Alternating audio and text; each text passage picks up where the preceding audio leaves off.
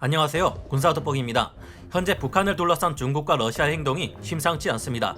최근 북한과 러시아의 국경 지역에 러시아가 군사력을 대폭 증강시키고 있습니다. 얼마 전 러시아에서는 우리로 치면 해병대라고 할 수 있는 태평양 함대 해군 육전대에 100mm의 주포를 가진 BMP-3 전투장갑차를 투입했습니다. 그리고 동부군 관군 육군 제5군을 증원하기 위해 T-72B1 전차부대가 12월 6일 블라디보스토크역에 대대급으로 들어왔는데요. 또한 얼마 지나지 않은 12월 10일 프토라의 레츠카역에는 T-80BV 전차부대가 역시 대대급으로 들어와 태평양 함대 해군 육전대에 배치되었습니다. 이곳에 러시아의 전차부대 배치가 심상치 않은 이유는 이곳들이 북한과 러시아의 경계에 해당하는 곳들이며 수십 년간이나 전차들이 배치된 바가 전혀 없었던 지역들이기 때문입니다. 중국에서도 군전력의 이동이 감지되었습니다. 12월 13일 NK뉴스의 보도에 따르면 중국이 랴오닝성 정부에 대한 자금 지원을 통해 북한과의 접경 지역에 대한 경계를 강화했다고 하는데요. 중국 당국은 북한과의 접경 지역인 이곳의 초소를 늘리고 전기 시스템을 점검하는 한편 일일 유지 보수를 위해 50만 달러 이상의 예산을 지출할 것이라고 합니다. 이상한 일이죠. 러시아는 이렇게 할 경우 군전력이 분산되어 현재 전쟁이 일어나느냐 마느냐 하며 심각하게 대치 중인 우크라이나 국경 지역에 집중할 수가 없습니다.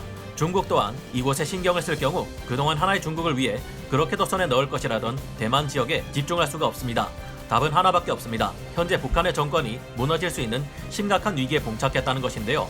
앞서 말씀드린 것처럼 블라디보스토크에 전차들이 배치됨으로써 러시아 해병대의 공격력이 굉장한 수준으로 증강되었는데 이 전력은 첫째, 북한의 급변 사태가 발생할 경우 북한 난민들이 몰려드는 것을 막아내기 위해서, 둘째, 북한의 급변 사태가 난 시기를 틈타 이제껏 러시아가 원해왔던 북한의 부동항에 군사력을 투입해 이 지역을 확보하기 위해서인 것으로 분석되고 있는데요. 지금도 러시아가 호시탐탐 탐내고 있는 나진 선봉 지역에 신속하게 해병대 전력을 재빨리 상륙시키고 러시아 육군은 하산을 통해 신속 기동을 감행해 함경북도 지역을 장악해버리라는 의도인 것으로 심히 의심되는데요. 중국 또한 북중 국경 지역에 전기 철조망을 모두 철거하고 경비 병력을 크게 증강시킨 이유는 북한에 대량 난민이 몰려올 경우 이를 막아내기 위함인 것으로 분석됩니다. 그동안 북한의 정권이 현 상황을 유지하지 못하고 무너질 것이라는 징후는 계속해서 수없이 감지되어 왔습니다. 그렇다면 이제 우리는 북한에 정말로 급변 사태가 발생해 북한 정권이 무너진다든가 하는 일이 발생할 경우 이에 어떻게 대처해야 할지 재빨리 예측하고 움직일 필요가 생겼는데요. 중국과 러시아 또한 북한의 영토를 차지하기 위해 앞서 보신 것처럼 행동하고 있으며 까딱하다가는 북한이 무너져도 이를 중국과 러시아에게 빼앗기는 최악의 사태가 발생할 수 있기 때문입니다.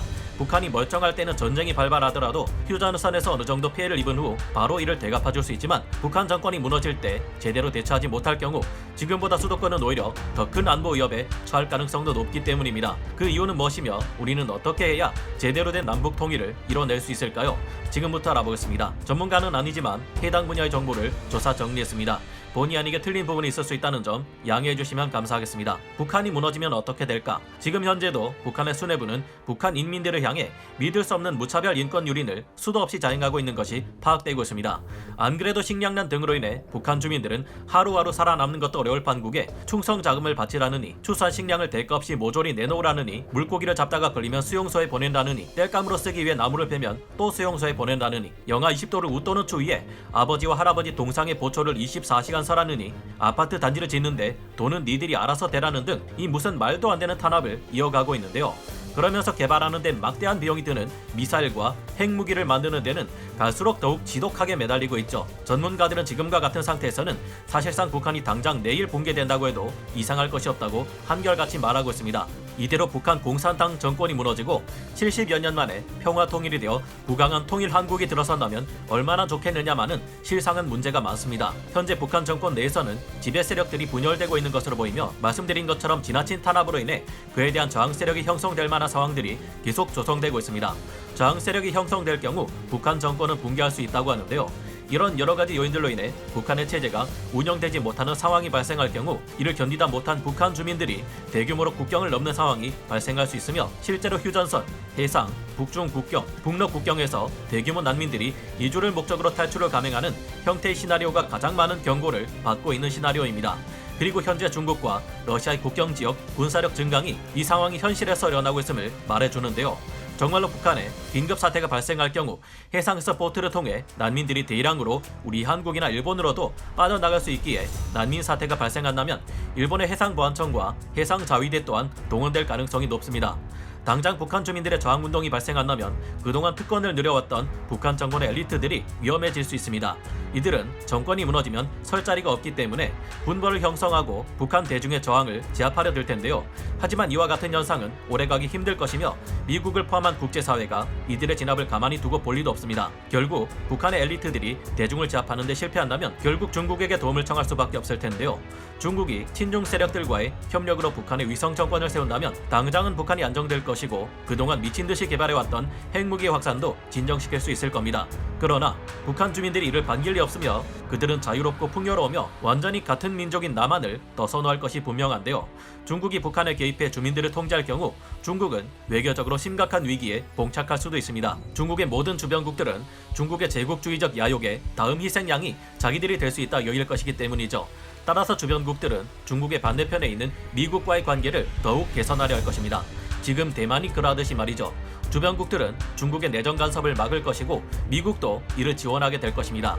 그래서 중국은 유엔 평화유지군에 의한 국제적 작전을 더 선호할 것이라 예전에는 추측했는데요. 중국이 북한에 위성 정당을 세우는 것 대신 국제적 평화유지 작전이 실행될 수 있다는 것입니다.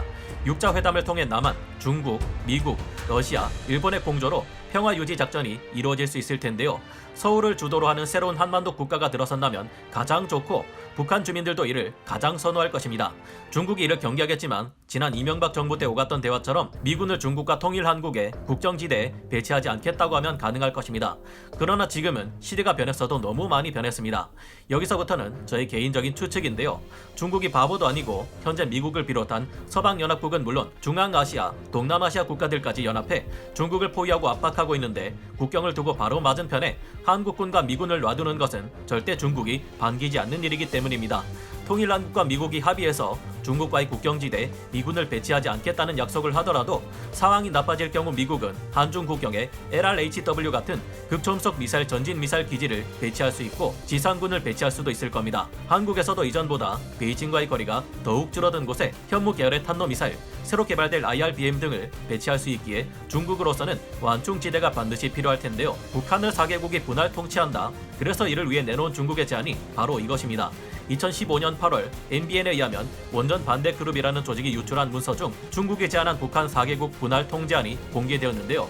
보시다시피 한국은 평양 외곽인 평안남도, 황해북도, 황해남도, 미국은 북한 강원도, 중국은 평안북도와 함경남도, 자강도, 량강도를 통제하며 러시아는 함경북도를 각각 통제하면 어떻겠느냐 하는 것입니다. 얼핏 보면 뭔가 그럴듯해 보이기도 합니다. 얼지 않는 항구에 집착하는 러시아에게 나선항이 어떤 의미를 가지는지 알고 있는 중국은 러시아에게 아주 괜찮은 제안을 한 것으로 보이는데요. 게다가 이 지역은 북한에서 나는 지하자원 생산량의 90%가 몰려있는 지역이기 때문에 러시아로서는 꼭 먹고 알 먹고입니다. 하지만 이 같은 제안은 한국의 입장에서는 분명한 손해입니다. 분단되기 이전의 한국으로 영영 돌아갈 수 없음은 물론 평양 주위의 지역은 천연자원이 전무하고 먹여 살릴 입만 많은 지역인데 이런 지역만 떠안는 것은 통일의 장점은 최소화하고 단점만 극대화하는 방안이죠. 지나치게 많은 북한의 영토를 중국이 가져가겠다고 천명하고 있는데 이건 말이 좋아 평안남도와 황해도를 차지했다 이거지. 중국이 대놓고 원산까지 밀고 들어오겠다는 말인데 우리 한국은 물론이고 미국도 러시아도 중국이 저만큼이나 되는 영토를 가져가는 것을 두고 볼 수 없습니다. 그리고 이렇게 될 경우 중국에서는 북중 국경에서 동부 연안의 핵심 도시들 사이에 이미 동북 삼성이라는 넓은 완충지대가 남아있게 됩니다. 이 때문에 유사시 아무리 한국 육군이 강력한 전력을 자랑한다 해도 한국군의 역량만으로는 단기적으로 중국군을 상대로 해 화북 지역까지 전선을 밀어내는 것이 불가능에 가깝다는 문제가 생기는데요. 한국의 경우 설령 북한 전역을 확보한다 가정하더라도 결코 중국군을 상대로 그만한 완충지대를 얻지는 못합니다. 만약 이 상태에서 군사 충돌이 발생할 시 북한군의 초기 충격력보다 중국군의 초기 충격력이 훨씬 크며 수세전조차 장담하기 어렵다는 점을 감안해야 할 텐데요.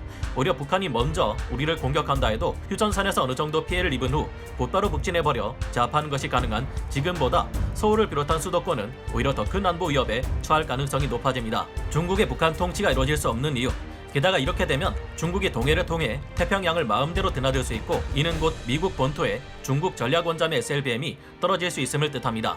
당연히 미국이 이를 반길 리 없죠. 일본도 싫어할 수밖에 없습니다. 가뜩이나 센카쿠 열도에서 심심치 않게 고남길이 대치하는데 이렇게 되면 러시아와 마찰을 빚는 일본의 자위대가 중국과 러시아 연합군과 대치하는 일이 잦아질 것이기 때문이죠. 이 같은 제안은 북한이라는 골칫거리를 통제한다는 빌미로 한반도 주변에서 자신의 군사적 영향력을 확대시키는 아주 괘씸한 노림수일 수 있습니다. 미국의 강원도를 제안한 것은 유사시 한국과 미국 잠수함대와 항공전력에 봉쇄될 공산이 큰 원산 인근 지역을 쓰지도 못하느니 그냥 넘겨주겠다는 의도로 보입니다. 그러나 북한이 붕괴된다면 어쨌든 중국은 완충지대를 놓는 게 자신들의 안보적 입장에 부합하기에 이를 관철시키기 위해서라도 한국과의 전쟁 혹은 무력 충돌을 불사할 기세인데요. 반중 정서가 확대되는 한국인 정서상 이를 받아들일 가능성은 매우 낮습니다. 그리고 예전이라면 몰라도 현 바이든 정부에서는 절대 동해를 중국에게 양보하지 않을 가능성이 크기에 북한이 무너질 경우 중국과의 타협은 어려워지고 어쩌면 북한에서 중국과 미국의 전쟁이 발발할 가능성도 무시할 수 없다고 조심스레 추측해봅니다. 중국이 한반도 쪽으로 동원할 수 있는 군사력은 북부 및 동부 전구와 기타 전구들에게서 차출한 8개 집단군 정도 규모가 될 것으로 보입니다. 중국은 유사시 북한을 지원하기 위해 중국 7군구 중 전투력 2위인 선양군구 30만 명을 움직일 것으로 예상됩니다. 또한 30만 명의 병력이 있는 중국군 전투력 1위인 베이징 군구가 만주 지역으로 이동해 선양군구의 뒤를 지원할 것으로 보이는데요. 중국군 전투력 4위에 해당하는 22만 명 병력의 산동성 진안군구 병력들 또한 일부가 북상해 베이징 방어를 하게 될 것으로 보입니다. 여기에 더해 그 외 군구들인 난징군구, 광저우군구, 청두군구, 난저우군구 등에서는 각각 한 개씩의 최정예 사단을 뽑아서 한반도 전장에 투입하게 될 듯한데요. 우리 한국의 지상군은 중국의 2개 군구 정도에 상응하는 전력을 갖추고 있는 데다 한국 전쟁 당시 그랬던 것처럼 평양 원산선에서 방어할 경우 중국의 대군을 막아낼 수 있을 것으로 보입니다. 머지않아 미군의 증원 전력까지 생각하면 중국군은 더욱 불리해질 텐데요. 2,000여 개에 달하는 중국 공군기들이 있지만 이 전투기 전력을 한반도에 모두 투입할 경우 남중국해서 압박해오는 서방 연합 함대들을 막을 전력이 부족할 수 있기에 한반도에 투입되는 중국의 공군 전력은 제한될 수밖에 없을 겁니다. 다만 그렇다고 해도 한반도에 투입될 중국 공군기들의 숫자는 수백여 개 달할 수 있는 데다 한반도와 가까이 있다는 지리적 이점이 있어 위협적인 것은 사실일 텐데요. 압도적인 작전 능력을 가진 미군도 이 많은 중국 공군기를 상대하는 것은 쉽지 않을 수 있는 데다 만약 PL-15 중거리 공대공 미사일 등의 성능이 진짜라면 방심할 수 없을 겁니다. 물론 중국의 무기 체계들은 무수히 많은 결함이 존재하고 실제 성능과는 달리 과대평가되어 부풀려진 것이 많지만 그래도 수적 우위를 무시할 수만은 없겠죠. 우리 한국과 미국, 일본까지 힘을 합쳐 지난 시간에 말씀드린 통합항공미사일 방어 IAMD를 하루빨리 구축해 중국의 미사일뿐만 아니라 항공기들까지 동시에 막아낼 수 있도록 해야 할 것 같다는 생각이 듭니다. 아무리 생각해도 중국의 제안대로 북한이 무너질 경우 그 많은 영토를 중국에 내준다는 것은 말이 안 된다고 생각하는데 여러분은 어떻게 생각하시나요? 하지만 중국도 한반도 사이에 완충지대를 확보하겠다고 한미연합군과 전쟁을 벌이느니 다른 협상을 시도하거나 한말 물러서는 태도를 보일 것이 현실적이라 생각하지만 현실에서는 어떤 일이 벌어질지 알 수 없는 만큼 긴장을 놓을 수는 없다는 생각이 드네요. 오늘 군사돋보기 여기서 마치고요. 다음 시간에 다시 돌아오겠습니다. 감사합니다. 영상을 재밌게 보셨다면 구독, 좋아요, 알림 설정 부탁드리겠습니다.